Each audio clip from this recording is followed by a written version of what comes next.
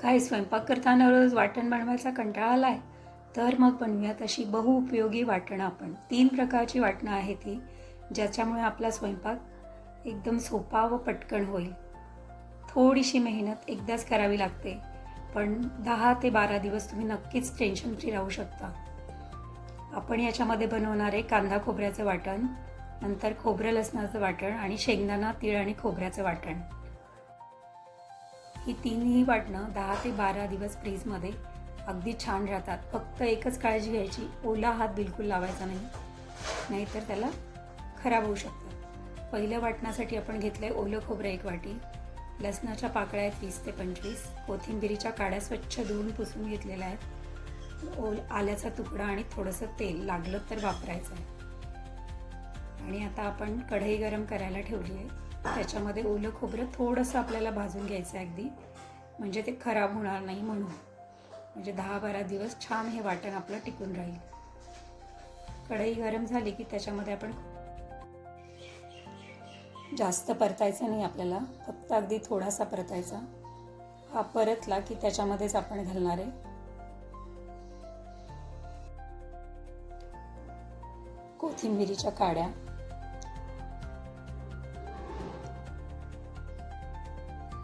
त्या आपण धुवून स्वच्छ कोरड्या केलेल्या आहेत. थोडंसं परतायचं.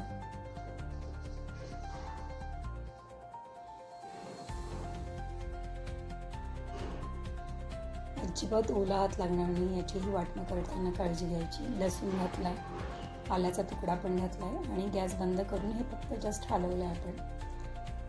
आणि नंतर आपण आता हे एका प्लेटमध्ये काढून घेणार आहे.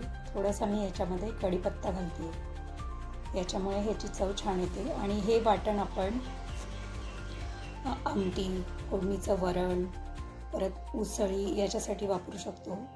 आणि कढीपत्ता घातल्यामुळे याची चव खूपच छान लागते. आणि शिवाय तुम्ही कढीला पण वापरू शकता हे वाटण. मस्त अशी छान चव येते वाटणामुळे यात. आता हे गार झालं की मिक्सरच्या भांड्यात काढून आपल्याला ते जास्त बारीक नाही करायचं, थोडंसं असं जाडसरच ठेवायचं आहे. त्यामुळे फोडणीच्या वरणात, कढीत वगैरे खूपच छान लागतं ते. एकदम बारीक नाही करायचं, असं चालू बंद मोडवरती मिक्सर चालवायचा आणि ते आपल्याला वाटून घ्यायचं.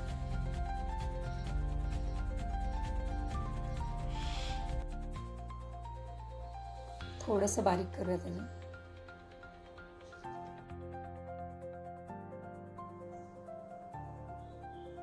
तर हे वाटण आपण तयार झालेलं आहे ते एका काचेच्या बरणीत भरून ठेवतो आहे. तुम्ही कुठल्याही काचेच्या भांड्यात भरून ठेवा, शक्यतो काचेच्या भांड्यात ठेवायचं, म्हणजे खराब होत नाही ते. आणि ओला हात बिलकुल लावायचा नाही. मस्त असं आपलं लसूण, ओलं खोबरं आणि कोथिंबिरीच्या काड्या यांचं छान वाटण तयार झालेलं आहे. आता यानंतर आपण करणार आहोत शेंगदाणा, तीळ, नंतर जवस, धणे आणि खोबरं, थोडंसं जिरं याचं वाटण. आता आपण हे पण वाटण एकदम पौष्टिक असं पौष्टिकता वाढवणार आहे जेवणाची, कारण याच्यामध्ये जवस आहे, तीळ आहे, शेंगदाणे आहेत, खोबरं आहे. कढईमध्ये आपण पहिल्यांदा शेंगदाणे थोडे गरम करून घ्यायचे, छान असे भाजून घ्यायचे. ते भाजले की त्याच्यावरच धणे पण भाजून घ्यायचे आणि हे दोन्ही एके बाजूला काढून घ्यायचे. आणि त्यानंतर त्याच कढईमध्ये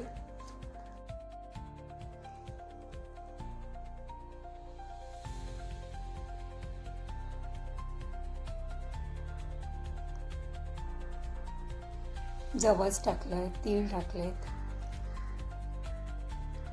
खोबरं टाकलंय,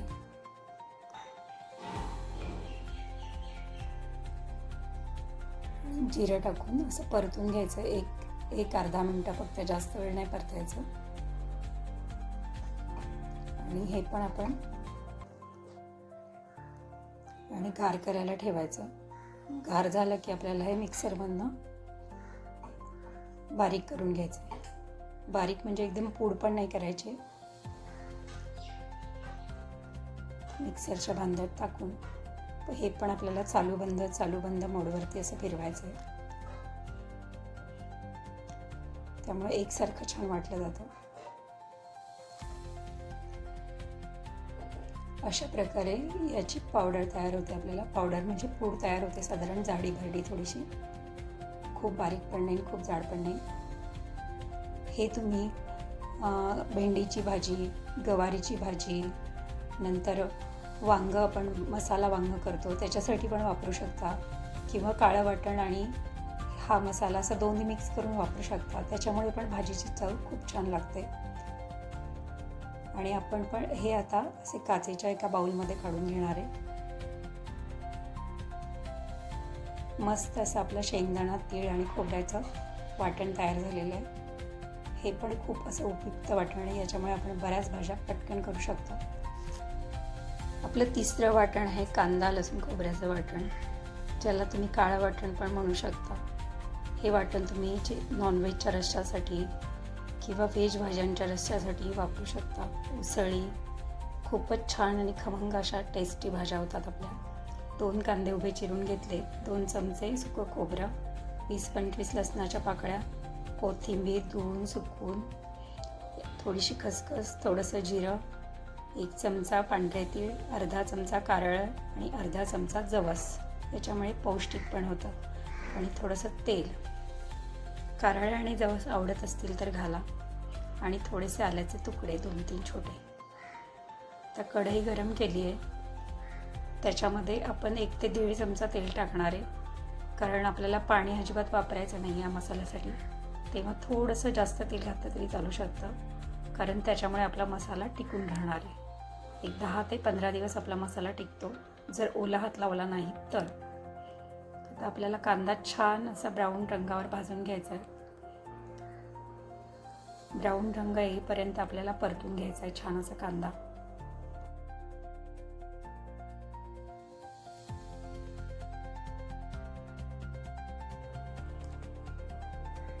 आता हा परतला की त्याच्यामध्ये सुकं खोबरं घालतो आपण, त्याच्यामध्येच धणे, आणि हे पण छान कांद्याबरोबर परतून घ्यायचं आपल्याला.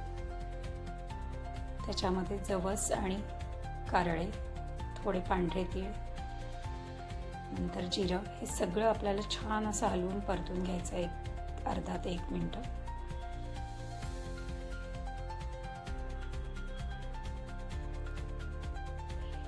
लसूण घातलं आपण याच्यामध्ये, खसखस आणि कोथिंबीर जी आपण कोरडी करून घेतलेली आहे पूर्ण धुवून, छान पेपरवर टाकायची किंवा कागदावर टाकायची, कापडावर टाकून मस्त कोरडी करून घ्यायची, म्हणजे त्यातला ओलसरपणा नाहीसा होतो. आणि हे सगळं आता आपल्याला प्लेटमध्ये काढून घ्यायचं आहे गार करायला. आणि गार झाल्यानंतर आपण छान मिक्सरच्या भांड्यातनं ते बारीक वाटून घेणार एकदम. असं थोडंसं जाड वाटतंय, वाटलं तर आपण थोडं याच्यात तेल घालायचं वाटताना, पाण्याचा अजिबात वापर करायचा नाही आहे. थोडं तेल घातलं आहे मी, आणि एकदम बारीक असं वाटून घ्यायचं आपल्याला वाटण. आणि तुम्ही असंही करू शकता की जेव्हा तुम्हाला आयत्या वेळेस करायचं तेव्हा थोडं पाणी घालून मिक्सरला फिरू शकता, म्हणजे एकदम मऊ असं वाटण तयार होतं बारीक. आता हे आपण असं काचेच्या भांड्यामध्ये काढतो आहे स्टोअर करण्यासाठी. काचेच्या भांड्यात छान राहतात वाटणंही, अजिबात पाण्याचा हात लावायचा नाही.